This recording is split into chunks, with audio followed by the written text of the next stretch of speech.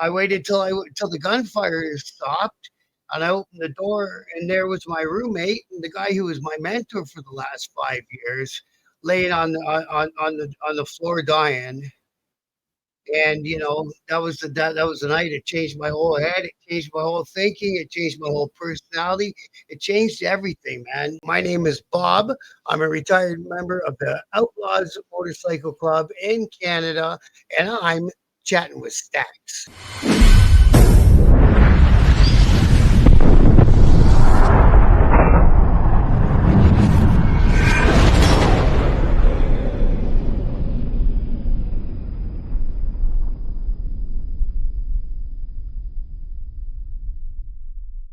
Welcome to this episode of Chatting with Stacks. I'm your host, Bill Stacks, and today I got retired one percenter, Bob from Biker News King.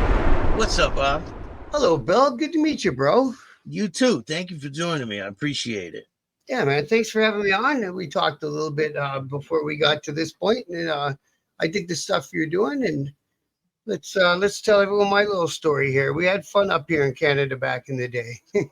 Yeah, it was a wild story.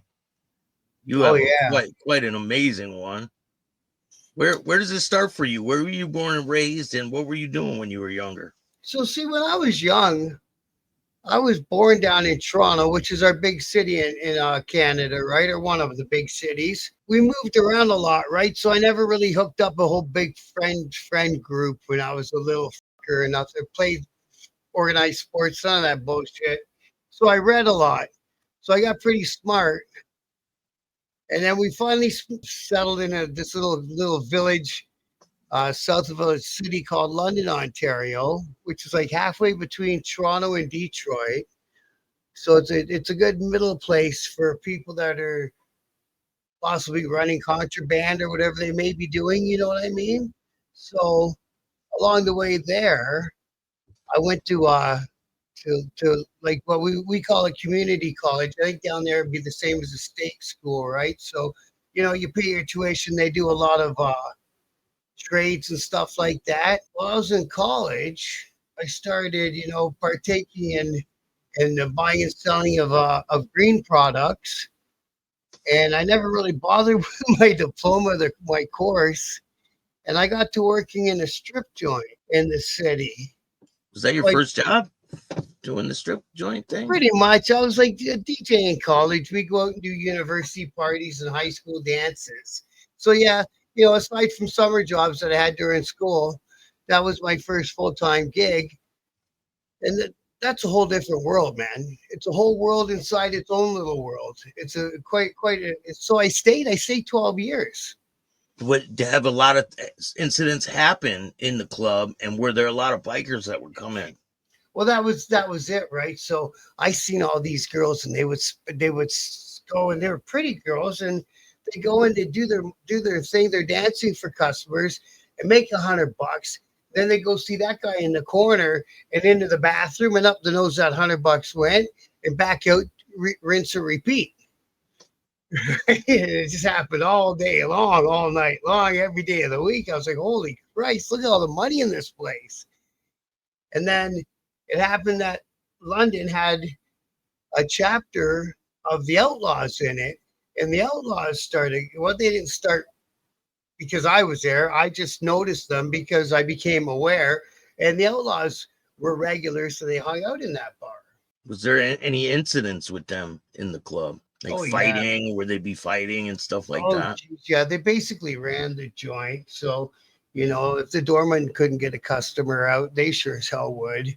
I saw some crazy smackdowns and beatdowns and out and out robberies. The crazy you ever saw, right? One night, and I've been there a long time by this point, I was kind of in my head getting ready to get off the pod. I've been hanging out with the club at this point for 5 years. So, two of the members, one was my roommate, and he was the chapter boss at the time. His road name was Willie, and another younger fella, but he was a full patch guy, and he taught me a lot. Mr. J came in, and they got in a fight with a couple blood brothers, Is and it one of these guys, right? Is they it one went of out. these? No, no, next photo, not this one. That's Mr. J. That's Mr. J. He was such a good man. He was a fucking wonderful man. And that's the guys that brought me up. That's Good Times in Spaz and Homes. And they brought my generation into the club as members. And that's Willie. That's the guy who was my roommate. He was like 6'5", maybe, 300 and something pounds. He's a big, big man. And he liked to have a heater in his pocket too. Yeah. You said this guy was one of the guys, right? They were hanging out that night, and walk me through that night. So that night they were hanging around. They were out having a laugh.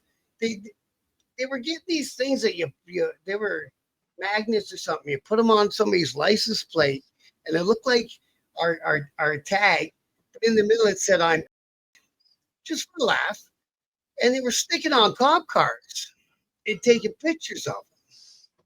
Now the cops caught them doing one of their cars, and they ran over the beef, having you should have saw it. It was so funny, bro. And we're having a laugh and this and that. And these two other guys were in the bar, and Willie had a beef with them. They had been arrested for importing, and they got bail. And he didn't think didn't really add up, right? And then while they were on bail, they got wrapped into another investigation and arrested again and got bail again. So he was demanding to see some sort of disclosure. He wanted to see the disclosure. And the one brother, these two guys were blood brothers, didn't want up the disclosure. So apparently, from what I heard down the road, they were talking about him. So anyway, they got in a bit of a fisticuff in the bar. And the two brothers, their last name was Lewis, got thrown out of the bar. And then they went out the back door. And then Willie and Mr. J hung out with me for a bit more. And then they went out the front door. And usually I would have followed them. But I had to change girls around who was up on stage. So I changed the girls up on stage. And then I got right back into my behind them position. And I heard a gun going off. Bam, bam, bam, bam, bam, bam, bam. And I'm like, what the? Because I knew that Willie and Jody didn't have no guns on. Or Mr. J, sorry, Jody, same guy. So, I waited till the gunfire stopped, and I opened the door, and there was my roommate and the guy who was my mentor for the last 5 years, laying on the floor dying. And that was the night. It changed my whole head. It changed my whole thinking. It changed my whole personality. It changed everything, man. I ran in the bar and I yelled at the bar owner, "Hey, bro, call an ambulance." And he did that. There's another supporter there, and he came outside with me. And I said, I didn't find Mr. J yet. So we walked around the back of the pickup truck, and Mr. J was in the same, in the same condition, right? So the poor guys, they walked into an ambush, and they didn't even have a chance to defend themselves or anything, right? They just walked in, and the guy started squeezing. Wow. So do you think it was the people that were in the bar prior? Yeah.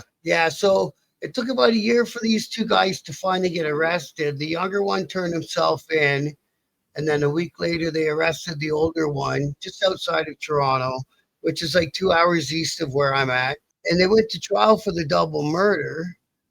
And the defense, as far as it was, I left the country. At the start of the prelim, I left the country. I didn't want involved.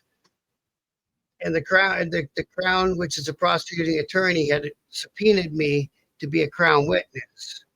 And by this time, I joined the club and I was a full patch member, man. So I left the country. I think I was 4 or 5 months into having my patch. And I went to England. We'll do the England story later. But anyways, when I got back, their defense was that Willie had shot at them first with an old 38 and missed. And they shot back to defend themselves, and they beat the charges. Wow, they beat the charges? Yeah, there's a cabbie sitting right there as an eyewitness. They never checked the victims for, how you're watching TV, you see all that GSR, gunshot residue. Willie was left-handed. That would have been the first thing I asked him, what hand was his gun in? But again, it's not my job to convict somebody. So yeah, but so when you were there, did you see a gun on the ground?